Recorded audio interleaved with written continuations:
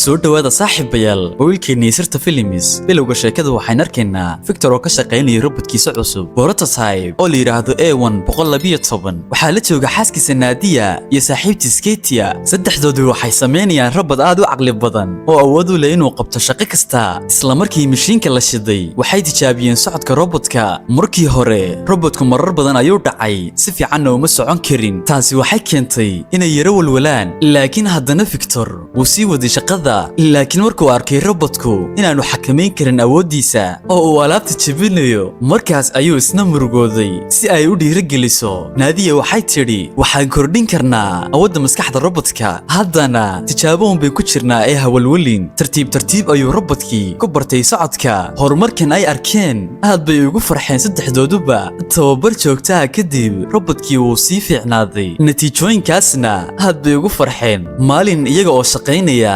Nadia waxa soo wacay wiilkeedii Misha way mashquulsanayd sida darteed telefoonka way ku jartay waxayna u qortay fariin ah wiilkeygiyo aabaha la hadal sidoo kale waxay Victor ku tiri baleeg waxa Misha rabo markii Victor wacay wiilkiisa wuxuu bilaabay inuu yiraahdo aabba kaalay iskuulkayga kaxee halkan kuma faraxsani xisaabtanna waan iska dhaafaya Victor ayaa canaantay oo ku yiri joojo cudurdaarka waxbarashadana xooga saar haddii kale si toos ayaan ku edbin doonaa markuu intaas maqlay Misha uu xanaaqay telefoonkana uu jaray isla markaas waxaa yimid carruur qaswadayaal ah oo bilaabay inay ku jeesjeesaan isagoo xanaaqsan ayuu Misha fasalka galay oo uu macalinkiisa weydiiyey waxaan rabaa inaan noqdo farshaxamiiste ma u baahanahay xisaab macalinka ayaa yidhi haa waad u baahan tahay sidoo kale wuxuu tusaale ugu soo qaatay Leonardo da Vinci isagoo yidhi eeg isaga ka hor intaanu artiska samayn wuxuu ahaa injineer moodalo badan oo prototype ah ayuu sameeyey hadalkaas Misha aad buu uga sii cadhooday saacado yar kadib macalinku wuxuu arooriyay homework Mishana wax jawaaba kama bixin su'aalihii kaliya boga oo dhan ayuu sawir ku xardhay macalinkii uu amaanay laakiin wuxuu yiri kan waa fasalka xisaabta imtixaankiina uu ku riday danka kale shaybaadhka Victor wuxuu tijaabinayay codka robotka Victor wuxuu arkay in Nadia iyo Katia ay robotka u galiyeen model codkiisa uu eeg yahay caruur arintaasna Victor aad buu uga xanaaqay waxa uu ugu daran waxay ahayd inaanu haysan waqti uu ku bedelo sababtoo ah shirka ay ka daaheen shirka dhexdiisa waxay gudida u shideen muuqaalka tababarka robotka generaalkii wuxuu arkay in robotka A112 aanu badbaadin karin bartilmaameedkiisa waqtigii loogu talagalay oo uu yara gaabis yahay falcelintiisu wuxuuna yidhi robotkani wali wuxuu u baahan yahay horumarin badan Victor wuxuu isku dayay inuu u sharaxo in robotku uu dhammaystiran yahay dhammaan howlgallada laakiin generaalku wuxuu yidhi halkaas ma adiga ka dagaalamaya mise annaga xitaa dib u dhac yar wuxuu sababi karaa dhimashada dad badan sidoo kale wuxuu yidhi codka robotku aad buu u liitaa ka dhig mid aad u fiican hadalkan Victor wuxuu aad uga xanaaqay Nadia iyo Katia sidoo kale wuxuu generaalku ku amray inay kordhiyaan awoodda iyo xawaaraha robotka danka kale markii Misha uu guriga u soo socday wuxuu la kulmay saaxiibkiis Grant kaasoo wadada xaaqa Misha wuxuu u sheegay in macalinku uu diray xafiiska maamulaha Grant ayaa niyadda u dejiyay oo yidhi hawlwalin aniga iskuulka tagi kara oo waalidka ka dhigi kara haddii aad rabto laakiin Misha uu diiday halkaasna uu iskaga dhaqaaqay kadib shaybaadhka Victor wuxuu la hadlay A112 wuxuu weydiiyey maxay maanta natiijooyinkaaga u xumaayeen robotkii wuxuu yidhi waxaa laga yaabaa inay maanta ii ahayn maalin fiican jawaabtan Victor aad buu uga sii xanaaqay markaas ayuu robotkii hadalka bedelay oo yidhi ma arki karaa sawirka qoyskaaga dhab ahaantii robotku wuxuu rabay inuu wax badan ka ogaado qoyska Victor wuxuu yidhi kuwani waa hadallo aan macno lahayn waxaasna ha ku mashquulin laakiin robotkii ayaa weydiiyey idinku miyaad tihiin qoyskayga Victor ayaa diiday oo yidhi adigu mashiin unbaad tahay ma tihid bini'aadam mashiinaduna wax qoysa ma laha haddana waadba iga qasisaa maskaxda sidaas ayay saddexdii saynisyahan uga tageen shaybaadhka A112na keligii baa soo hadhay markii ay guriga tageen Victor iyo Nadia waxay Misha ku xanaanteen sawirka uu ku sameeyey homework xisaabta Victorna wuxuu bilaabay inuu yiraahdo adiga xitaa sawir samayntaadu ma fiicna sida waalidka oo kale wax u baro oo noqo saynisyahan ma fahantay Misha oo xanaaqsan ayaa yidhi weligay idinka oo kale noqon maayo qaabka uu wiilkiisa u hadlay Victor markuu maqlay aad buu uga murugooday danka kale A112 keligii buu ahaa qaamuuska dhexdiisa ayuu ka eegay ereyga family laakiin waxba kama fahmin kadib wuxuu is yidhi si aan u fahmo tan waa inaan raadsadaa qoys dhaba wuxuu isticmaalay hubkiisa si uu albaabka u furo kadibna si dhuumashaha ayuu uga baxay shaybaadhka magaalada ayuu isagoo dhuumanaya dhex marayay mar ayuuna ku sigtay inuu ku dhaco tareenada yaryar ee waddada mara cabbaar kadib wuxuu arkay dad derbiga wax ku sawiraya markii ay maqleen codka robodka wiil ayaa soo dhacay robodkii si dhaqso ah ayuu u caawiyey oo uu badbaadiyey inkasta uu robodku badbaadiyey haddana wiilkii wuu cabsaday oo uu cararay aad buu uga murugooday arrintaas daqiiqado kadib robodkii wuxuu tegay goob dhisme wuxuuna shaqaalihii ku yidhi shaqadiina ku dhaqsada se waxankiina dadka ayuu dhibayaa markay taas maqleen way dhaxeen oo way carareen robodku wuxuu eegay sawirkii uu shaybaadhka ka soo qaatay wuxuuna isweydiiyey halka qoyskiisu joogo maalintii xigtay Victor iyo kooxdiisu waxay ogaadeen in robodkii baxsaday dhanka kale fasalka macalinku wuxuu ardayda u sheegay inuu jiro tartan robotis ah qof kastaana uu isdiiwaan geliyo miisa markuu maqlay uu kacay macalinku wuxuu weydiiyey maxaad uga qaybgeli weyday adigoo weliba isku haysta farshaxaniistii miisha wuxuu dareemay in la yasay fasalka ayuuna ka baxay isla waqtigaas robot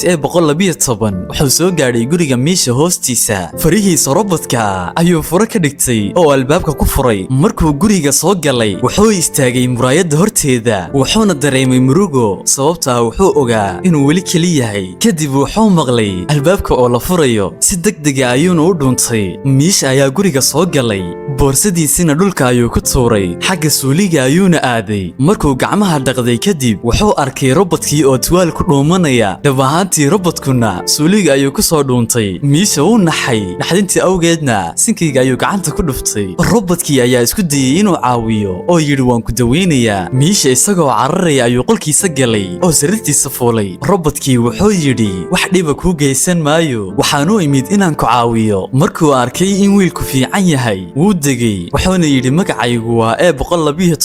robot wax walba qaban kara oo badbaadiye ah wuxuu miisha uga sheekeeyey siduu guriga ku soo galay iyo codadkiisa kala duwan miisha markuu codadkaas maqlay wuu qoslay cabbaar kadib robodkii wuxuu yidhi waxaan raadinayaa qoys waxaana rabaa inaan fahmo waxa uu qoys yahay wuxuuna tusay sawirkii uu shaybaadhka kala yimid miisha uu murugooday oo yidhi kani qoys dhaba maaha waalidkay Victor iyo Katia naftooda uunbay ka fakaraan robodkii wuxuu yidhi aniguna maalmahan sidaas oo kale ayaan dareemayaa sababtoo ah waxaan ahay mid aan waxtar lahayn oo xitaa dadkii sameeyey ka farxin kari waayey miisha ayaa dhiirigeliyey oo yidhi sidaas maaha aniga waad iga farxisay soo maaha maanta laga bilaabo saaxiib ayaan nahay waxaana kugu yeedhayaa Ruby robodkii markuu maqlay magacaas gaarka ah aad buu u farxay intaa kadib waxaan ku xasuusinayaa inaad like saarto muuqaalka oo hilmaamtay inaad like saarto channelkana aad subscribe tiraahdo oo nagu soo biirto haddii aad nagu cusub tahay 90% daawadayaashaan halkan ku saaxiibnay channelkeena maysan subscribe garayn taasoo annaga noo ah niyad jab ee daawadahaygaan jeclahay waxaan kaa codsanayaa inaad subscribe tiraahdo channelkeena si ay muuqaalada dambe ku soo gaadhaan haddii aynu soo noqono muuqaalkeena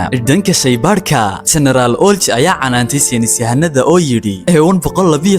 hadda wuu baxsaday wuxuuna khatar ku noqon karaa qof kasta hub khatar ayuu leeyahay markii Victor arkay in sawirka qoyskiisu maqan yahay wuxuu is yidhi guriga tag oo ka soo hubi waqtigaas miisha iyo Ruby waxay daawanayeen TV markuu Victor yimid Ruby wuu dhuntay Victor guriga oo dhan wuu baadhay laakiin waxba kamuusan helin markuu baxay miisha wuxuu Ruby siiyey kombiyuutarkiisa si uu wax uga barto Ruby daqiiqado gudahood ayuu waxyaabo badan ku bartay kadib miisha wuxuu geeyey goobta saaxiibkiis Grant uu ka shaqeeyo halkaas oo uu farshaxankiisa ku sameyn jiray Ruby wuxuu eegay sawiradii wuxuuna weydiiyey maxay u sineen dhinacyadu laakiin miisha wuxuu yidhi funku ma baahna isleekaansho wuxuu kaliya u baahan yahay uun qurux kadib qadada ayay tageen oo qurux dhac daawadeen Ruby aad buu uga helay muuqaalkaas miisha wuxuu yidhi bari waa inaad dhuumataa aniga iskuul baan aadayaa Ruby halkaas ayuu ku hadhay miishana qalin buu siiyey si uu wax u sawiro dhanka kale General Olch ayaa loo sheegay in robodkii la waayey wuxuuna amray in amniga la kordhiyo dadkana loo sheego inay soo wargeliyaan haddii ay arkaan saacado yar kadib guriga dhexdiisa Victor Nadia iyo Misha waxay cunayeen cashada Nadia waxay aragtay in Victor aad u murugsan yahay waxayna weydiisay maxaa dhacay Victor wuxuu ku jawaabay maanta madaxu wuxuu yidhi shaybaadhka waa la xidhayaa Misha ayaa weydiiyey sabab Victor ayaa yidhi robodkaygii A112 ayaa lumay haddii aan si degdeg ah loo qaban oo aan la burburin qof kasta shaqada ayuu ku waayi doonaa miisha markuu intaas maqlay wuu aamusay maalintii xigtay iskuulka wiil yar oo la yiraahdo Anton ayaa robot yar oo ku shaqeeya remote ku dhibay macalinka markii macalinkii xanaaqay Anton wuxuu robotkii ku tuuray dhanka miisha macalinkiina waxay mooday in miisha sameeyay fasalka ayaana laga saaray iyadoon wax su'aal la weydiin kadib waqtiga ciyaaraha miisha ayaa aaday Anton ayaa hadana bilaabay inuu caayo laakiin miisha wuu dulqaadan waayay uu qabtay oo dhulka ku riday kadib macalinka jimicsiga ayaa kala qabtay miisha isagoo xanaaqsan ayuu fasalka ka baxay isagoona toos u aaday goobta shaqada halkaas wuxuu ka arkay Robbie iyo Grant oo turub ciyaaraya saaxiibo fiican ayayna noqdeen miisha wajigiisa markuu Robbie arkay wuxuu weydiiyay maxaa kugu dhacay miisha wuxuu u sheegay ciidan badan ayaa ku raadinaya amarkuna waa in lagu helo oo lagu burburiyo miisha wuxuu qiimeeyay xaaladda wuxuuna Robbie ku yidhi magaalada iskaga bax Grant ayaa yidhi waxaa jira meel kaynta ka mid ah oon cidna tegin sababtoo ah way gubatay miisha wuxuu yidhi waa inaad halkaas tagtaa oo isku dayda inaad dabka baktiiso sidaasna dadku waxay u qaadanayaan inaad fiican tahay oo dadka caawinayso fikirkaas saddexdooduba way ku farxeen isla markaas booliiska ayaa albaabka soo garaacay iyagoona yidhi albaabka fura hadda Grant ayaa isku dayay inuu waqtiga ka lumiyo oo yidhi waan yara mashquulsanahay miisha iyo Robbie saqafka ayay u carareen Robbie-na wuxuu dhabarka saartay miisha wuxuuna isticmaalay jeedkiisa si ay u duulaan booliisku waxay xarunta u sheegeen in A112 uu afduubtay qof bini'aadama annagoo arkayna waana daba joognaa goobtana waan soo ogaanaynaa in muddaa markii ay socdeen meesha telefoonkiisa ayaa dhacay markay arkeen in booliisku hareereeyay Robbie wuxuu ka booday fooqa wayna baxsadeen warbaahinta ayaa sheegtay in A112 baxsaday Grant ayaa la wareystay wuxuuna iska dhigay inuu maxbuus u ahaa robotka si uu u badbaado sidaas darteed booliisku may xidhin dhanka kale Robbie iyo miisha waxay ku dhunteen isma qabyo ah miisha wuxuu yidhi aad baan u xanaaqsanahay dadkani waxyaabo yaab badan ayay kaa faafiyeen oo sumcadaada warbaahinta ku xumaynayaan Robbie wuxuu yidhi cilad xagga isgaarsiinta awgeed ayaa imtixaankaygii u xumaaday waxaa laga yaabaa inaan cilad leeyahay miisha ayaa u qalbi qaboojiyey oo yidhi wax badan ha ka fakirin adigu waa dadaal badan tahay waadna fiican tahay Robbie aad buu ugu farxay hadalkaas bustaha kuleelka ayuuna siiyey miisha waxayna si wada jir u daawadeen filim daqiiqada kadib miisha wuxuu xasuustay in caawa ay tahay habeenkii ugu horeysay aanu hooyadiis maqli doonin wuxuuna ku yidhi habeen wanaagsan Robbie wuxuu yidhi haddaad rabto guriga waa ku geyn karaa laakiin miisha uu ka diiday midaas wuxuuna yidhi hadday taasi dhacdo dadku way ku dili doonaan markay ku qabtaan wayna ku kala furfurayaan Robbie aad buu ugu riyaaqay sida miisha uu uga walwalayo subaxdii waxay ku tooseen codka shaqaalaha dhismaha miisha wuxuu yidhi waa inaan sameynaa waxaanay dadku nagu garan karin waa inaan muuqaalkiina bedelnaa sidoo kalena dabka keenta ka baxayaan baktiino si dadka iyo booliiskuba u aaminaan in Robbie yahay robot fiican sidaasna sumcadiisa ayaa isku bedelaysa lagana yaabo inaanu la dilin dhanka kale guriga Victor iyo Nadia waxa u timid Katia oo u sheegtay in shaybaarkii la xidhay Victor wuxuu aaday booliiska si uu wax uga weydiiyo robotka iyo wiilkiisa dhanka kale miisha iyo Robbie waxay gaadheen sarfeyska magaalada dadkii halkaas joogay ayay la hadleen waxayna soo xidheen dharka majaajilooyinka si aan Robbie loo aqoonsan daqiiqada kadib miisha wuxuu Robbie ku yidhi adigu isqari waana soo noqonayaa si aan tikirkeena ugu soo gooyo isla markaas Anton iyo Oyla oo iskuulka la dhigan jiray ayay iska hor yimaadeen way la yaabeen miisha markay arkeen waxayna weydiiyeen sootii wararka lagu sheegayay in lagu afduubtay miisha ayaa u yeedhay Robbie wuxuuna u sheegay in Robbie aanu ahayn robot xun ee uu fiican yahay beenna laga sheegayo carruurtii way ka yara baqeen Robbie oo dharka majaajilooyinka qaba laakiin miisha ayaa u sharaxay in Robbie yahay saaxiibkiis wayna baxsanayaan si uu meel ammaan u geeyo dhanka kale Victor wuxuu isku dayay inuu la hadlo generaalka isagoona yidhi mudane fadan shaybaarkaan laga xidhin laakiin generaalku wuxuu yidhi go'aan waan gaadhay robotkaasna meeshaan ku arka ayaan ku burburinayaa Victor isagoo niyad jabsan ayuu ka dhaqaaqay wuxuu fahmay in ninkan hadal waxba ka tarayn laakiin wuxuu ka xumaaday in mashruuciisa ugu weynaa uu fashilmo miisha wuxuu saaxiibadiis ku yidhi idinku Robbie la jooga aniguna tikir baan soo goynayaa waxaan rabnaa inaan keynta aadno si aan dabka u baktiino oon sumcadda Robbie kor ugu qaadno sidoo kale wuxuu ka ballan qaaday inaanay cidna u sheegin way ka aqbaleen laakiin markuu miisha tegay Anton wuxuu Robbie weydiiyey ma samayn kartaa xirfadihii cajiibka ahaa mise been bay ahaayeen Robbie uu farxay dharkii ayuuna iska bixiyey wuxuuna bilaabay inuu xirfadiisa tuso